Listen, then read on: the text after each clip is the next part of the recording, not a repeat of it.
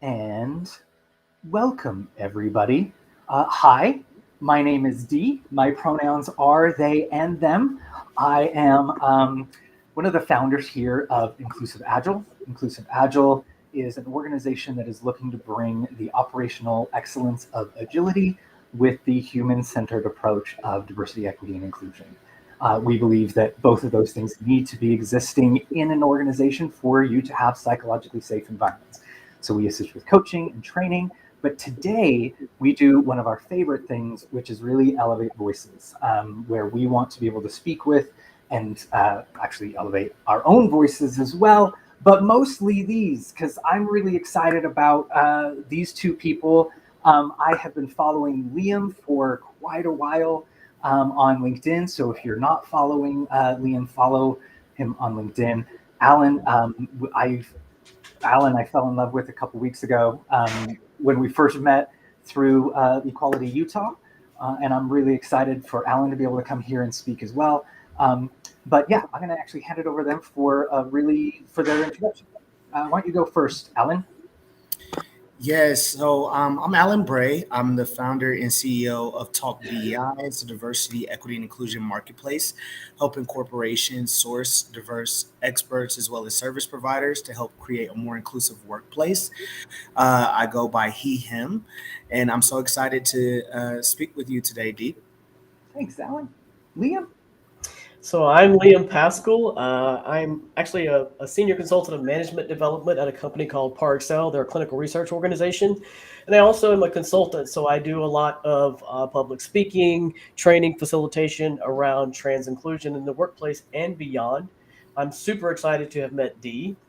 And now I can say I've also met Alan. I love making new friends, new acquaintances, and I think this is amazing. I basically my whole goal is to change hearts and minds one at a time and help people understand what it is like to be trans in this world, particularly in the U.S. right now, and get them to really understand our lived experiences and how they can be true active allies, co-conspirators to all of us. Ooh, you said something I love hearing. You said allies and then co-conspirators. Yeah. What's the difference between those two things for you, Liam? I think anybody can be an ally, right? Anybody can say, as long as you're open-minded, you can say, yeah, I support the trans community. I'll donate some funds here to this organization. I'll go out and post some supportive messages online. But when you are a co-conspirator, you are an upstander, not a bystander, right? You see something, you hear something, and you know it's wrong. You speak up. You say something. You don't just stand in the corner and be afraid to speak up for someone else. If something's happening at work, you know it's not right. It's against the trans community, the black community, any marginalized community. You say something, you do something, because if you don't, eventually it's going to catch up with you, right? It doesn't just impact the people around you. At some point, it's going to impact you or someone you love. And just because something doesn't affect you right now doesn't mean you shouldn't care about it. I love that if it doesn't affect you right now, and I think that comes from a space of kind of almost momentum, right? Mm-hmm. When you start getting this foundation of exclusive language and exclusive ideas, they then allow the introduction of more exclusive policies, right? That then start making it harder for people to exist in that company in any way that allows them to actually show up, right? And for me, I love the difference between an ally and a co-conspirator is an ally can often try and find the middle ground, but a co-conspirator realizes there's no middle ground Nope. in exclusion. There's no middle ground in genocide, right? Um, There's no gray area. there's liberty for all, right? Or there's not. And so, yeah, I love that you brought that up already. Um, Okay, so I want to jump in and kind of get to know what has been your best. I know that most of the time we're going to be talking about the not good experiences, but what's actually been the best experience you've had with either yourself coming out at work or somewhere or assisting someone else, right? What have you been able to experience a positive coming out story? And if so, please share it with us. So I can start with that, just because it's a little bit quicker. So I went through my entire career in tech, 7 years in sales, and this is a really white male dominated space, specifically in the tech space. So I was always an anomaly in those environments as a black male first and a transgender second. So I never felt comfortable. And a lot of the reasons why I wasn't comfortable coming out was because of the intersectionality of the experience that I was experienced just as a black man. But then when companies and organizations started to foster pride and LGBTQ within organizations, and being in the South at the time, it was a lot of delayed reactions because there was no preparation in organizations really allowing the employees to understand why this was something that needed to be celebrated, why this was something that needed to be included in the infrastructure of organizations. So I would be in the shadows of these conversations, and I would hear a lot of just frustration when it came to these particular topics. So I never felt comfortable. It wasn't until early on this year, I transitioned at a very young age. I was 16 years old when I transitioned, right? So it was earlier this year, I decided to liberate myself. I was on a single show and I went viral, right? And I liberated myself on the show and came out to the world as a transgender male. And it has been fantastic. I think that my space in this is transparency. So when I see all of the inboxes from people from various different backgrounds, whether they're heterosexual community, LGBTQ, they're like, thank you for your transparency, right? Mm-hmm. Because I am very comfortable with talking about certain things. It's just that I had to get comfortable in my own space to do that, right? And I thought it was going to be all of this hate. I thought it was going to be all of this, this fear complex that we have because of everything that's going on in society and media. But honestly, the feedback was, how can I best serve you as, like Liam said, an ally? Mm-hmm.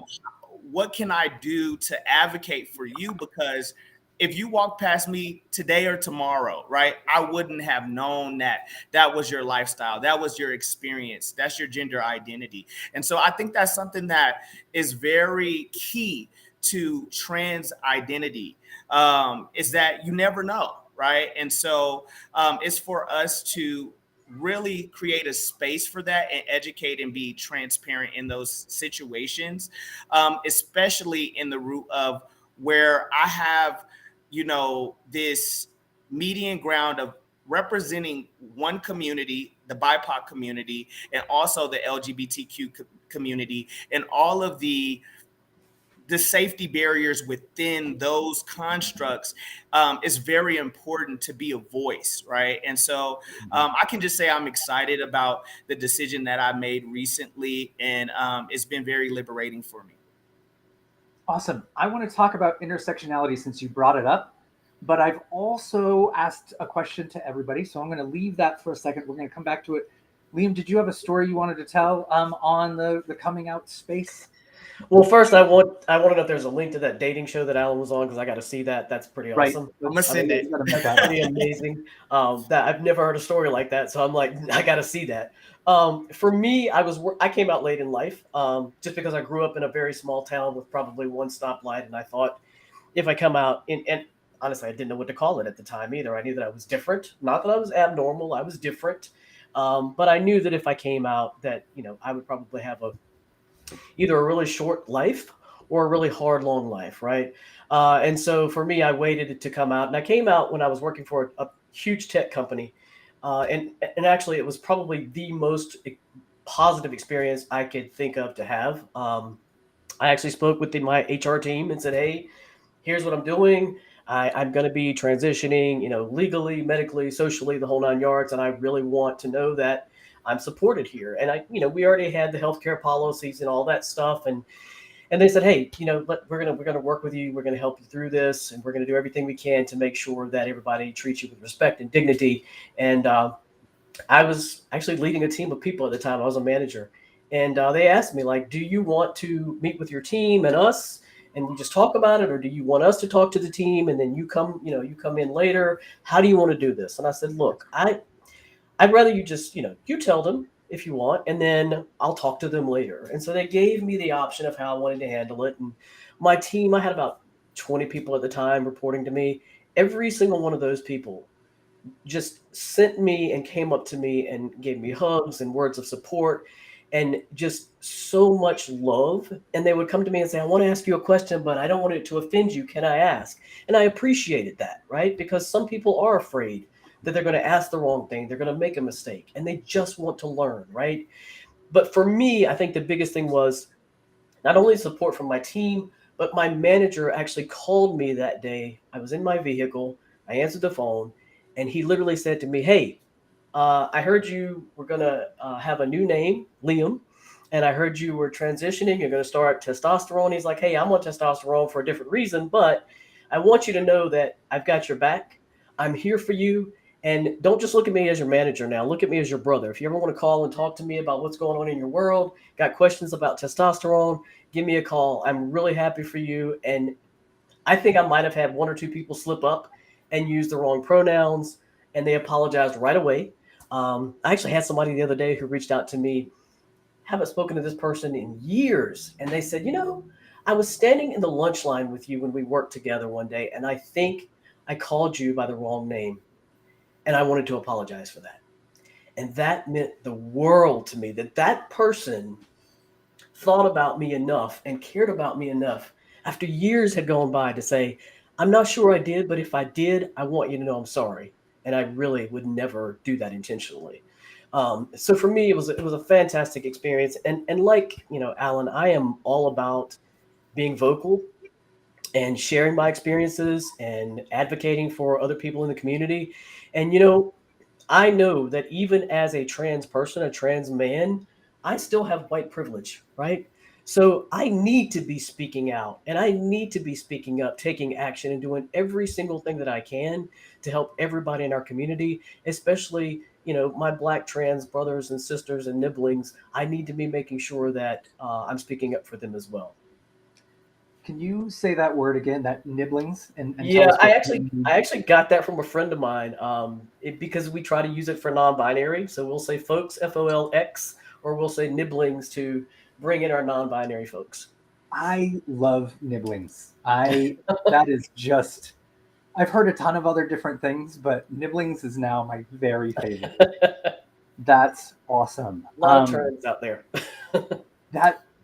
Okay, thank you. First of all, thank you so much for sharing your personal experiences and talking about being out and loud, because I think that is what is going to make change, right? Mm-hmm.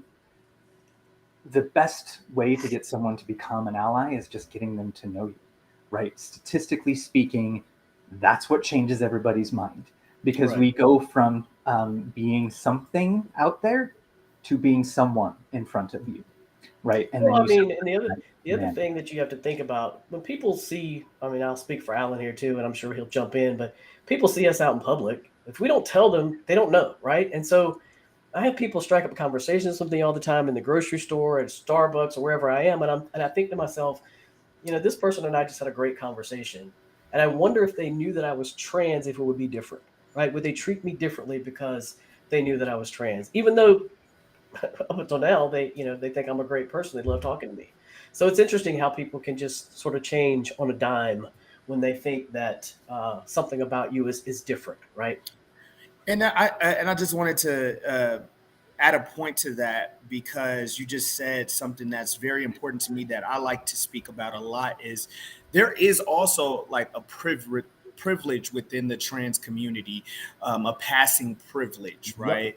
And so, with that is also different expectations and responses from people of other communities, right? And so not everyone from the trans community experiences these things across the board. It's so many different intersections just in the actual trans community that I think that a lot of people should become aware of, right? And I like to speak to that a lot, because if a person doesn't feel in society that you are objectively defying from a physical standpoint what they're used to, then you get different reactions based off of that. So that's an entire different conversation. But I wanted to shed light on that because that's just something that I'm very passionate about. You know, me being a person who has passed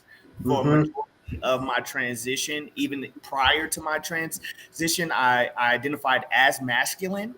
I do understand the different dichotomies whenever I'm dealing with different people from different backgrounds. I think we got a lot in common, Alan.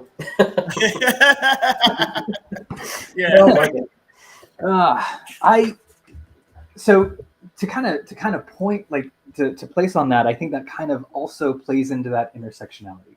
For those that don't necessarily know what that word means, it's the combination of the different identities that you have, right? For example, Alan here doesn't go to work and experience work as a Black man and as a trans man, right? You go and you often experience it as a passing Black trans man, which is different than a non-passing Black trans man, right? Or a passing trans woman, right? Or, you know, people are very concerned about the non-binary space too, right? Where there is no way to pass, right? There's no way. The very existence of who I am is a way of saying, can you please put away the rules you think everyone needs to follow and just engage with me as a human? And so that intersectionality is the understanding that all of these experiences are different. Alan's experience as a trans person is entirely different than mine, because not every trans person is also a co-conspirator for Black rights. And not every supporter of Black Lives Matter necessarily supports trans people.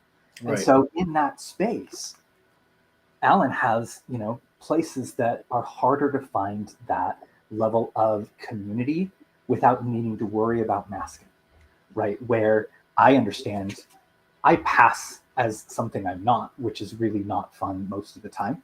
But I also recognize that I'm white, and in a lot of spaces I'm already deferred to as understanding what I'm talking about until I tell them, until I reveal who I am, right? And that needing to reveal is its own privilege and lack of privilege, right? I would love people to just be able to know, but most of the time they don't.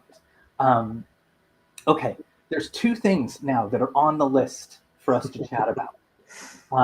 Before we do that, I'm going to take a quick commercial break and say during Pride Month, we are Inclusive Agile. We are a nonprofit. We accept donations that we use to provide our services to other nonprofits or small queer-based organizations for the month of June. We're going to be gathering these, and we're working with the Utah LGBTQ Chamber of Commerce to actually identify who those people are. Okay, I promise I won't do that too many times. No problem. So I want to talk, we just talked about intersectionality. White privilege, right? We talked about privilege. Privilege is one of those things, I want to say trigger words, right? That triggers people into stop listening about whatever we're talking about, because now they don't like the word. So how do you, in both of you, how do you in your work navigate that conversation around privilege that still brings people in? Well, I think people have to get away from looking at privilege as a bad thing, right? It doesn't mean you're a bad person. It doesn't mean that you haven't had some struggles in your life. But those struggles are not because of your gender identity, your sexual orientation, your skin color, where you're from. Those are not what we're talking about, right? And it's I think the biggest issue that I see, because most people that are not white, maybe that's what I should say, don't have a problem with the word privilege because they get it, right? It's white people in general, I think, white cisgender heterosexual people that have a really hard time understanding privilege and the term cisgender. I'm just going to put both of them out there, right? They look at them as derogatory terms. And what I try to get people to do, and a lot of times I'll do activities with people, is just, list out some rights, like 25, 30 different rights, and say, okay, if you had to pick like three of these that you had to have right now, and you could only pick three, which ones would they be? And we get into this conversation around, well, wait a minute, I already have all these rights. I'm like, yeah, but they could be taken away at any moment just because your skin is a different color, just because you are, married to someone from another country, just because you are left-handed. I mean, I use things like that in my conversations, and I see that bell start to go off, and they realize, okay, privilege, I get it now, right? And so I think it's a matter of just trying to explain and help people see that it's not a bad thing. It's just something that you have, and you need to utilize it to help others. Awesome. I Go ahead, think that once again, like Liam said, I don't see privilege as a bad thing. My specialty is in speaking to the intersectionality, just because I sit at various different intersectionalities. So even in that conversation, I have intersectionality within my Black representation, from geographic diversity, where I was raised, how many people in my family have college education, my dad being a doctor, me going to schools where I was the only Black kid, me going to private schools growing up, right? So that already within my own community puts me in various different categories that they try to classify us in, right? And then that's me in my community, right? And then in the world, so in my community, I may be educated. I may be a person who comes from an educated family, right? I may be a person who has been introduced, well cultured in various different aspects, right? So that puts me on a different level in my own community, because it's a hierarchy type of system that society has created, right? But then in the world, I'm still a Black man, right? So then there's the privilege within gender identity, right? And then you have where you sit in a societal landscape based off of your racial identity, right? So me being a Black man, I'm at the bottom of that list. And so it's a very unique place to be in, because in different spaces, people see me different ways, the way that they want to see me, right? And so I'm all about, I love diversity, equity, and inclusion, but I always say I don't like living in a box. I don't feel like people should check off boxes, right? Because all that is doing is adding to the agenda of allowing understanding to things that we may not be able to understand, right?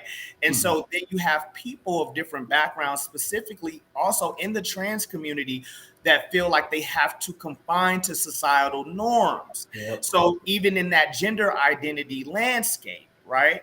And so that's something that I've lived in my life as a heterosexual trans male, trying to live in this space of societal norms of a heterosexual, cis male. And so those are the boxes that we're giving. And then you have the intersectionality landscape of, in the trans community, there's various different levels based off of the representation and perspective of where people are from and their experiences, right? And so me being a trans male who transitioned at such a young age, had the support of family, had the support of various different people around me, gave me a different landscape as I developed as an adult. right? Where I used to have an organization, it was a nonprofit organization called Trans Melanin Souls, where I had trans males all over the globe from melanated experiences. And in that group, I was able to see various different backgrounds, different stages of transitions, different stages of why people transition. And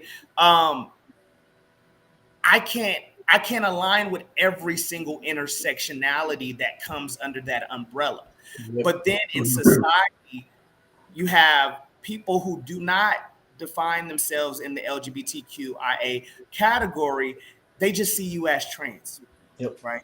They don't understand these various different complexities in experiences and things of that such, right? And so I think that's when I explain that to people, specifically people of color, because I would say that's my audience, right? People of color, of diverse backgrounds, specifically in the space of being representation and also in the space of being transparent about my experiences. When I talk about privileges, I think they understand more, right?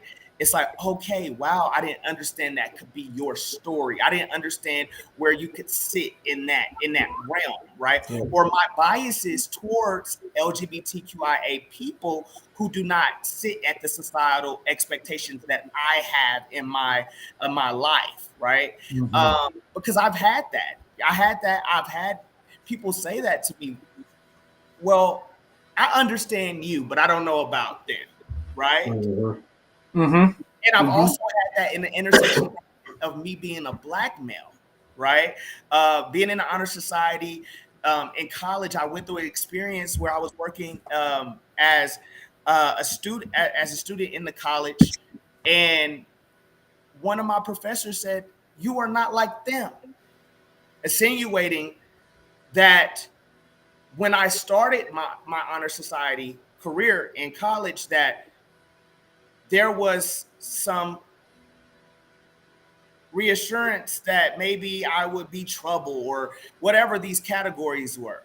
But I finished my program. I still had a 3.6 and I was able to do work study for another semester. And it was like, wow, I didn't think that you would be able to do work study for another semester. And you're not like them, right? I've experienced that. So I always say that my adversity comes from just being in my identity. In the trans experience for me, has always been second. Gotcha. And so that's the intersectionality that I live in, and it will always be until these things are dealt with and more people come out and communicate about who they are. But yeah, that's just what it is. Well, and you Go have to ahead. you have to keep in mind we still have that male privilege too, right? For trans men who are stealth, who go out and they're passing, I'm telling you right now, I have never seen such a difference in the way that I'm treated. Like before I transitioned, before I came out as trans, I mean, I would have somebody come over to my house to fix something, right? A repair person, and they would literally treat me like I was an idiot. Like, of course, I wasn't going to understand.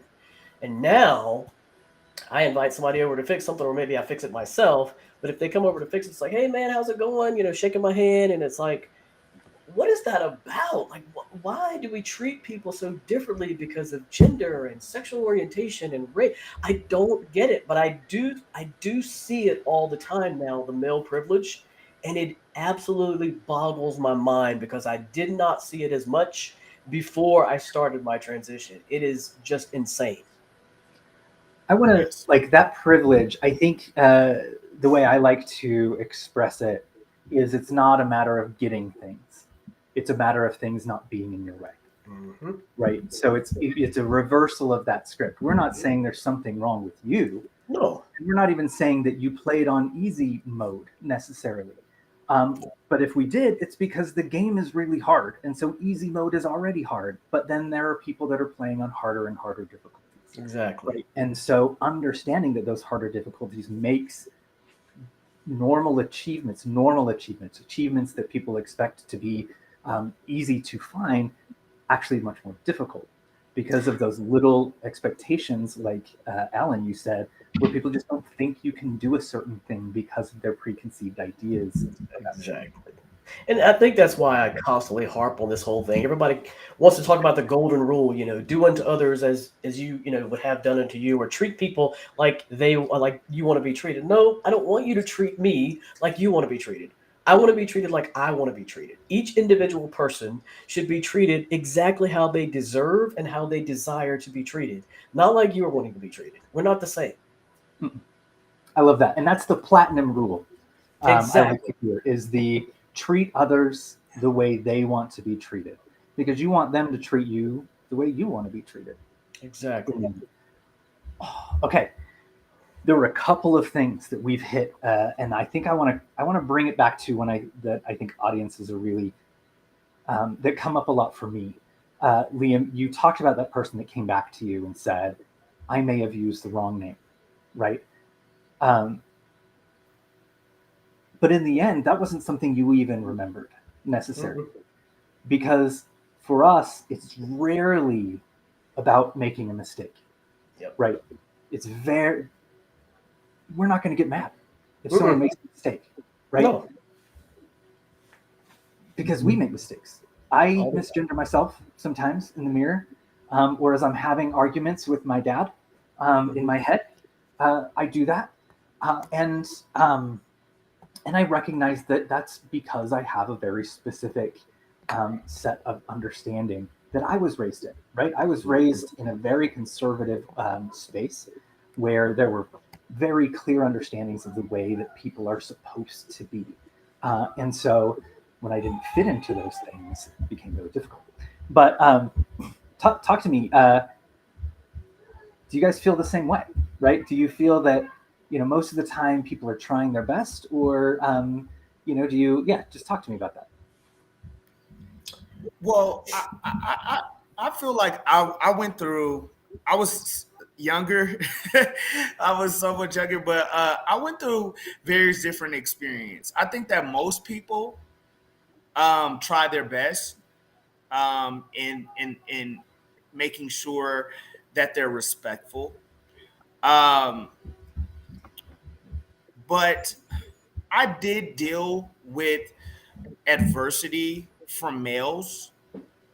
Specifically, I would say that was in my family.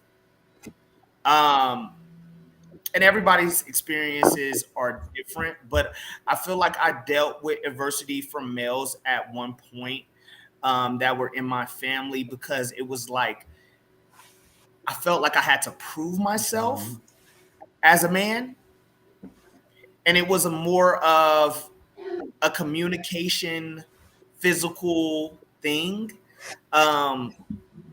What it looked like at 16 and 15 years old, it looked like, well, come lay these tiles down with me, right? Or, go out there and cut the grass. And until I feel like I proved myself, that's when I felt like I was respected. And this wasn't an external thing. This wasn't from people in the community or friends or people in college. This was something that I went through in my family. And I don't know how I took it, right? I look at the pros and cons of everything, and I don't feel as though it was a traumatic experience. I just felt like in my particular family, I have no one that's openly gay, bisexual, trans, or anything like that. Similar to you, Dee, I come from a very religious family. Very religious family. I went to Christian private schools growing up, right? So it's a very unique space to be in. But I've had arguments with people who may have known that I was a trans male, right? And may have respected my gender identity. And I feel like that's the first thing that comes out, like, being entirely disrespectful, like, you are a woman, right? I've dealt with that before. And so it doesn't bother me, right? I never feel like anyone has done anything in the correction or the development of me going through my transitional process, doing something on purpose. But I have experienced those uncomfortable spaces, and I know that other trans guys and trans women have dealt with them as well. It's a very hard place or a vulnerable space to be in, to go through that. Definitely when you've been in your transition for a very long time, right? Cool. Does it bother me? No. I think because No. I know who I am, I'm confident about who I am, and I know that I don't have anything to prove to anyone. I love it. I've had an exact opposite experience, right? Where for me, I'd spent most of my life trying to prove, right, that masculine energy, right? And it wasn't until I finally came out as non-binary that I had this huge weight lifted off of me, where I realized that I didn't have to play by these rules that never made sense for me anymore. But it's also been really hard for most people to understand where I'm coming from, because it's this new thing for most people. What about you, Liam? Do you get really mad when someone makes a mistake? When someone makes a mistake, no, because I make mistakes, right? We all do. We're not perfect. I think if you make a mistake and you correct yourself and you just try not to do it again, that's all I can ask, right? Does it bother me when somebody intentionally misgenders me or uses my dead name, my prior name? Absolutely. And I'll give you two instances that I can think of right now that still give me pretty significant gender dysphoria. Our son was recently killed in an ATV accident, and I haven't spoken to my family in years since I came out as trans. They just disowned me. And when my son passed away, it was about a month or two that went by. My brother decided to text message me. Now, mind you, he's not in my phone anymore, so I didn't know who it was.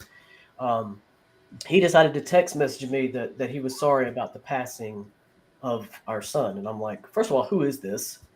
And he immediately says, oh, it's, your brother I'm trying to get in touch with. And he said, sister and my dead name.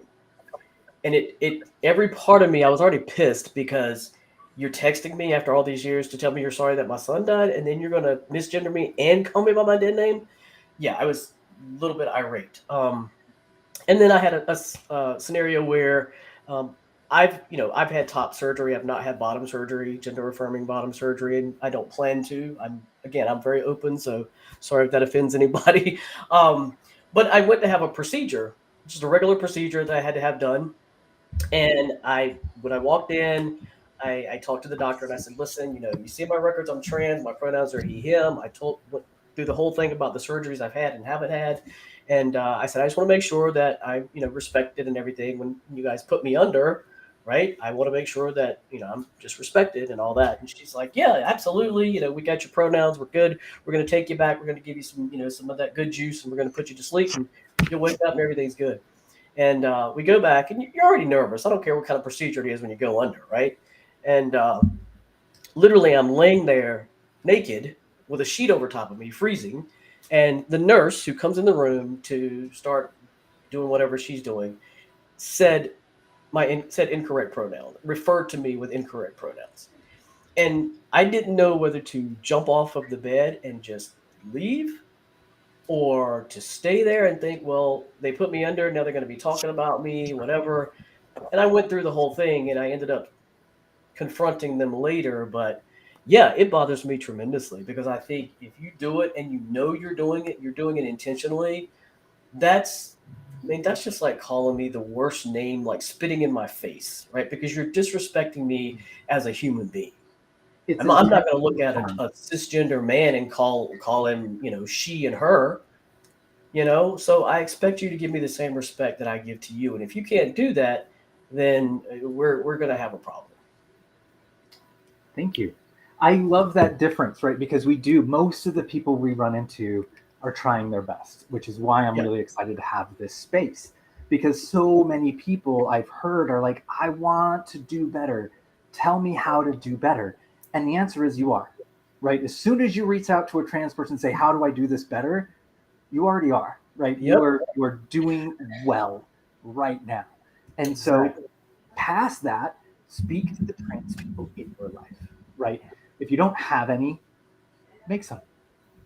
We're everywhere Well, now, for me, I think as long as you are trying, and I right? know that you're trying, you can say what you feel might be, to you it may sound really dumb coming out of your mouth. For me, it might be, wow, I'm so glad that you came to me to ask me that question, and now I have an opportunity to educate you. And like today, a lady left me the nicest comment on one of my posts on LinkedIn, and I just went back to her and said, "Hey, first of all, thank you for being an ally. Thank you for saying this. And I just want to give you a little bit of education, not meant to, to upset you or to say you did Mhm. anything wrong, but I just want to educate you." And I told her some things that she could change in her terminology. And that's, to me, that's what it's all about. It's you and another person interacting, and you're both getting something out of it, right? She's trying to come at me and help me and tell me that she's an ally, and me on the other side, I'm appreciating that, and I'm also trying to educate her so that she could educate other people along the way. And I think that that's how you create that ripple effect. I like Right. to say it's a positive reinforcement loop, right? Yep. Where she's wanting to do something, but none of us have actually been given none of us were born with this language, right? We've all had No. to learn this language in order to care for ourselves and each other. And so that really is just a matter of saying, hey, I see that you're an ally. Here's a better way to support, right? Here are some little landmines you may not know that exist. So I'm here to support you. So when I educate you, it's not because I think you're ignorant or bad. Right. It's that I'm really here to say, these are things that are going to get in your way in becoming an ally, right? So just kind of play with those a little bit. But in the end, it's really, I want to help you do this better because you just said you wanted help doing it better. And I mean, let's face it, there's a lot of terminology out there, and the landscape is, ever changing. We know that. Right. And so for me, I sort of equate it to, like, my spouse is a nurse, right? So if we're watching something on TV and they, like, some documentary or something, and they use some word that I'm not familiar with because it's some medical language, right? I might say, "What does that mean?"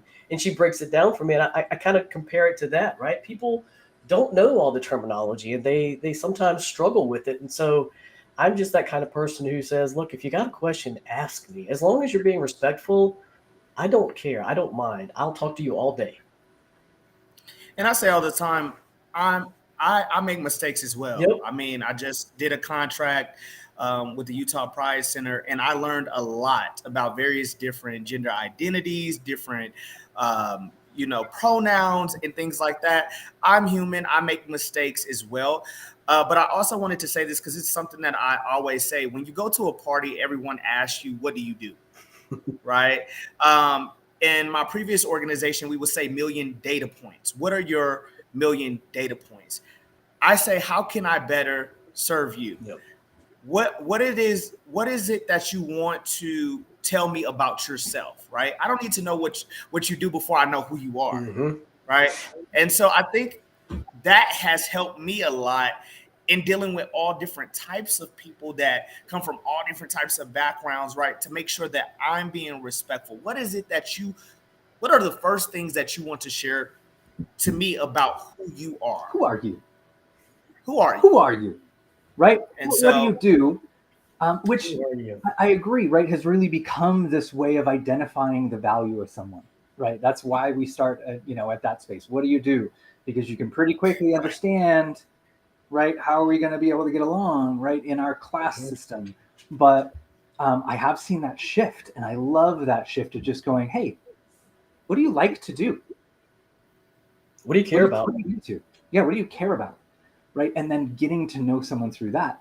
Because it's become pretty obvious in our current economic situation. We don't get to choose what we do. Right? There are 1,000 jobs that we cannot take because we Yep. could not live on them. Right? And not just individual employment, like whole careers that we just cannot live on anymore. Right? So we don't get that choice. I don't get to decide exactly what I want to be doing. I have to be doing something that makes me enough money to survive. And that's not really freedom. I'm hoping that we kind of shift that around a little bit. Okay. shifting this back over to the workplace, I love that we kind of covered mistakes happen. We're okay with them. Please ask questions, right? I love that part. Ask questions, but also respect boundaries. I want to say that we are not the same person every day. There are some days I will sit and I will do a whole whiteboard for someone between the differences of sex and gender and all of the complications that go into that.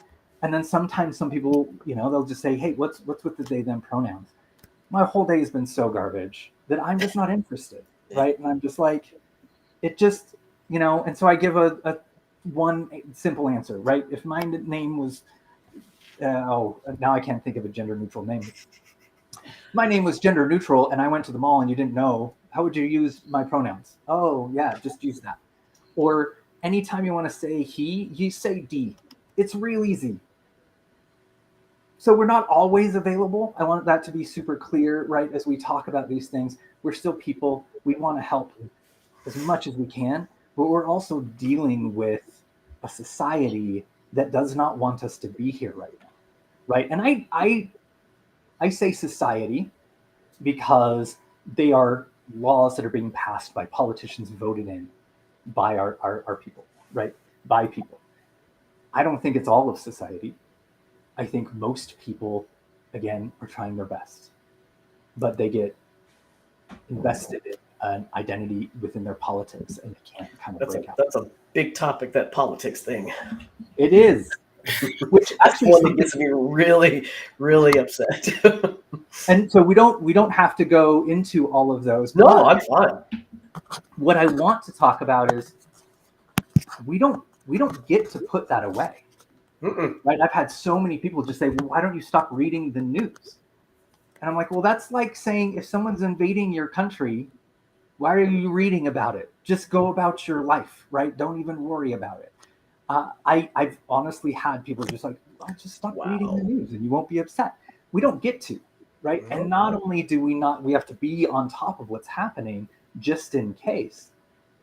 That makes it hard for us to do the rest of our lives, right? Yep. From our intimate and familiar relationships to our friends to coming to work, especially because most workplaces we can't talk about it, which is what we try and help organizations do, is realize that these are things that teams need to discuss. I need to be able to say, you know what? I'm in the best mood I've been in a long time because Arkansas's judge just kicked Arkansas State's ass, right? That's amazing. Or I'm in a shitty mood because I can't go to the restroom in my state without feeling like somebody's going to punch me in the face or get me arrested. I live in Salt Lake City, Utah. There's this tiny town at the south end of Utah called St. George. My family's from there, and I used to drive down there every single weekend. And then I lived down there and drove up here every single weekend. And so I know that route. And I hadn't gone for a while, COVID and all those things. And I just went with our group as we went down to Vegas. And there are now roughly 200 miles where I can't go to the bathroom. Where you walk into one of the convenience stores and they actually have anti-trans stuff there, right? Yep. They have, they have stickers, right, that insinuate murdering us, right? And they're just there in plain view, and that helps for sure, right? I'd rather that be in plain view so I can go, well, I can't go here anymore, right? But man, I do not have a bladder that's going to last me that long. No. And so now I have to consider paying extra to go places so I can fly. I think that's why I get so passionate and speak so much about the organizations, right? Not doing, quite frankly, much of anything, right? I read an article a couple days ago that showed well over 25 huge corporations that we're all familiar with. I'm not going to name them here. I've already done that on LinkedIn. That literally during Pride Month, during Trans Day of Remembrance, Trans Day of Visibility, they're all about turning their logos, pride colors, all the the pink washing, the rainbow washing, and they're on HRC's list. The top companies, and they're giving hundreds of thousands of dollars to politicians who are introducing and supporting these anti-trans bills. And I cannot for the life of me understand that. And these are the same companies who are saying, we have an inclusive workplace, we have healthcare for our trans people, we have employee resource groups for trans people, we celebrate pride, we do all these things. Yeah, but you're giving us lip service, because what you're doing behind closed doors is you're donating money to people who literally are debating our existence. And there's no debate about our existence. Full stop. I mean, And I'm here. I wanted to just say two things to that, and that's the reason why we have this war in society right now, currently around the LGBTQI community, and then you have, it seemed like, everyone else, right? Mm-hmm. Because it's this, you have organizations that are fostering this language and this marketing, without having the educational aspect and preparation of the people in those environments, and allowing them to understand other than what's going on in June, right? Mm-hmm. But all year round, allowing them to understand and educating them on the importance of respect first, right? Because I mean, what we're experiencing right now, we have various different racial groups who are still experiencing those things. Then you have those who are in the LGBTQIA umbrella that are in these various different racial groups. Now they feel split between, because it's like we're an alien. Mm-hmm. We're not a person. Mm-hmm. Yep. Right? It's like we do not belong to a group of individuals. It's like they're creating this agenda between the LGBTQIA community and everyone else. And companies and organizations are not doing a good job year round in not allowing this thing to happen, right? And so sometimes I sit, because I'm about transparency across the board, right? I'm a Gemini, so I look at things two different ways all the time, right? I understand sometimes the frustration, because I do sit at the intersection, and I'm like Liam said, a lot of companies are not doing enough. But then me working in the DEI space and also understanding the corporate landscape of DEI, they don't know how to do it, right? And I get that. I certainly following you on that. But you do know how not to give money to politicians that are trying to take away my rights, right? Because here's the thing I'm gonna say about that. I don't need anybody, a CEO, a company founder, whomever, saying human rights. This whole thing about the trans agenda and groomers and pedophiles and all this stuff, we don't want to talk about that in the workplace, and we're not going to say anything about it out loud because it's a political issue. Well, no, it's not. I'm a human being, and my rights are not political issues. No matter how you slice it, they are not. And if you want me to come to work for a company who tells me that I belong, who tells me to bring my authentic self to work, who tells me that I matter, then I need to see you investing in me, caring about me outside of the walls of your company, so that I know I'm in the right place. And I think a lot of that also comes with, I'm actually doing a talk next week that bring a lot of this together, is that in these political issues and aspects that affect the employees of these organizations, definitely we're talking about 100,000 employees, 250,000 employees under these organizations that you're speaking about, is stopped it. Like, I don't believe in the classifications of these various different groups. I believe in alliances, right? And I think that we also have to get to that space of creating alliances between our intersections in groups, because that's what makes us more powerful, right?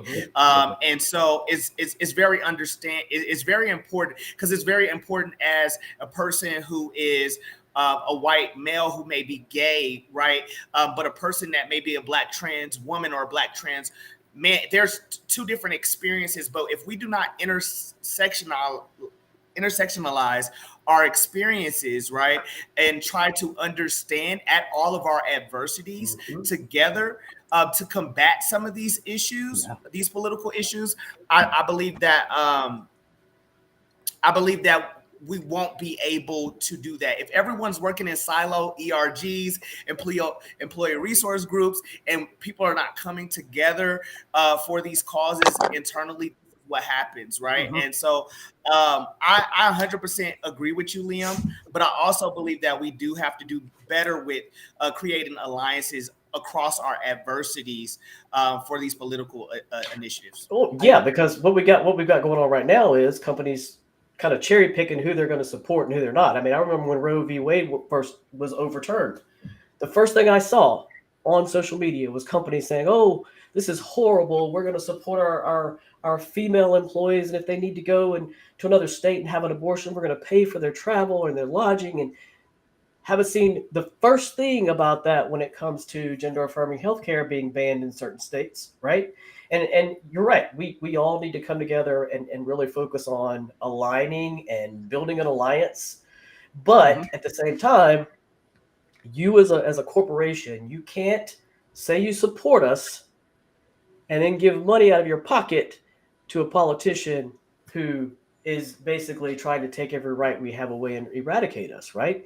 They've got to uphold their values that they're proclaiming they have. They've got to redirect their political contributions, and they've really got to stand up and say, we're not okay with this. And corporations, we know they have power, right? And if we could get those corporations to step up and speak out and take some action, I think we would see a lot more of these bills start to die. I completely agree. It's a matter of recognizing that we don't get to put politics away when we show up at work. Right. In fact, I like to say the opposite instead of saying this isn't political, and that is everything's political. Everything we have right now was chosen by someone to say this is the direction we want to go. Yep. But we have hit our time. So I want to say thank you to everyone that's watching this currently, and thank you to everyone that's going to watch it later, watch the recording.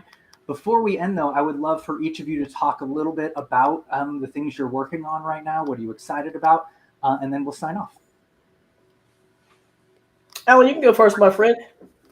My new friend. Yes. So right now, I'm just working on continuing to reach the people through public speaking, connecting with organizations, connecting with people from various different backgrounds, not those that are just in the LGBTQIA arena, but just really being a voice of intersectionality, specifically working on my company, as always, building out our infrastructure and our technology to launch our MVP here in a couple of months. So just keep watching out for me. You can always reach out to me via LinkedIn, Instagram, Tech CEO Alan. I have a presence both in those areas, so feel free to connect with me then. Liam. All right. So first of all, I will definitely connect with you, Alan. I've really enjoyed having the pleasure of meeting you here virtually. I too am doing a lot of just public speaking right now. Actually just was the MC for one of our Pride events here in North Carolina, which is pretty cool. I'm also doing a lot around trying to make sure that healthcare and clinical trials are inclusive of the trans community. Just recently, myself and some colleagues of mine were published in an article about this in a big clinical research magazine. We're doing some podcasts around that. Just started co-hosting a podcast of my own with some friends. It's called Transcending Humanity. And actually, Alan, I'm going to reach out to you to have you come and be a guest on there if that's all right with you. And just really trying to meet as many people as possible. And of those people that I meet, whether it's in public speaking or training or whatever it is that I'm doing, trying to make sure that they're aware and that they want to be more than just an ally, right? Ally is a verb. We've heard that 100 times. And we want people to be those co-conspirators and really step up and speak up and stand up for us without us having to ask, right? I think that's where we're going to start to see the tides turn and really start to see some positive changes for us. I like to say, do be say, right? You should say after you've done for a while and you really feel like your organization is this thing. And I didn't come up with that. I think it was actually the diversity head at Nike. But it was it's been a driving force for talking to people, because they'll come to us as diversity organizations and say, how do I change my website to attract diverse talent? And my first question is, how have you changed your team to retain diverse talent? Right? Because we get a lot of diverse talent in. You go into the talent areas and they are constantly hiring diverse talent. But keeping Can diverse I leave everybody with one action item? Yes. If you are a people leader, if you're a manager at any company right now, I want you to do one thing tomorrow when you get to work, whether it's in your home office or your office in a building somewhere. Just ask each of your direct reports that are actually out, whether they're lesbian, gay, bisexual, trans, non-binary, whatever. Ask them how they're doing, and if there's anything that you can do to help. That's all. It would mean a lot. That's it. It would mean a whole lot to us, because there's a lot going on and we need some help. Okay, lastly, again, thank you, Alan and Liam, for having this conversation with me. Again, we're Inclusive Agile. We actually help organizations work through not just diversity, equity, inclusion, but bringing that and operationalizing that all the way down to the team level and helping every single member of your organization create psychologically safe environments. We do that by combining agile and inclusion, almost like it's our name. So please donate. We've got the icon right up here. You can scan, and your donations, they go to providing these services for other nonprofits or small businesses led by LGBTQ people here in Utah. So thank you, everyone. Liam, Alan, this has been so amazing. Thank you both. Thank you so much. Thank you. Thank you. Hope to talk again soon. Thank you both very much. Thank you. Bye, everybody. Bye. Have a good day.